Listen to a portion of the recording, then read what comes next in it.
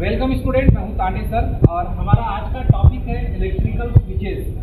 Dear student, electrical switches phase के series में उसे कनेक्ट किया जाता है, अर्थात फेज को कंट्रोलिंग करने के लिए हम स्विच का यूज करते हैं। तो इंडियन स्टैंडर्ड IS 732 में 1963 के रूल्स में लिखा हुआ है, ये जो इलेक्ट्रिकल स्विचेस हैं इसे फेज में कनेक्ट किया जाएगा, मतलब कि फेज तार के सीरीज में आप इसे जोड़ेंगे।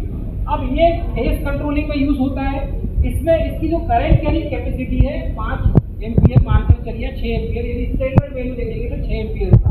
तो 6 एम्पियर, 16 एम्पियर, 32 एम्पियर, 64 एम्पियर। तो दोस्तों लाइट एंड फेल लोड के लिए 6 एम्पियर और 16 एम्पियर का यूज करते हैं। यदि पावर लोड है तो उसमें 32 एम्पियर, 64 एम्पियर के अबोव यूज किया जाता है। अब क्लासिफिकेशन आप स्विचेस देखेंगे तो स्विच की जो क्लासिफिकेशन है इसमें डोमेस्टिक वायरिंग के लिए अलग क्लासिफिकेशन मिलेगा।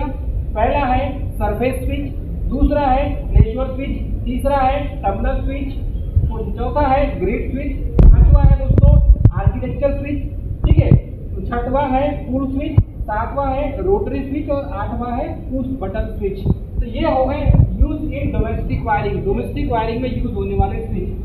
साथ में देखेंगे हम इंडस्ट्रियल वायरिंग में यूज होने वाले स्विचेस, ये भी अलग अलग है। जैसे आपने पढ़ा होगा ICDP पढ़े होंगे आपने, ICTP पढ़े होंगे, इसी से रिलेटेड जो है ये स्विचेस यूज किए जाते हैं, वो भी इंडस्ट्रियल वायरिंग में। तो बेसिकली एक होता है iron plate water tight switch, second है industrial iron plate main switch, third है क्विक ब्रेक नाइट स्विच। तो ये ऐसे 3 स्विचेस हैं जो इंडस्ट्रियल वायरिंग में यूज किए जाते हैं। तो डियर स्टूडेंट, आपको समझ में आया होगा कि इलेक्ट्रिकल स्विचेस डोमेस्टिक में और इंडस्ट्रीज में कौन कौन से यूज किए जाते हैं। जय हिंद।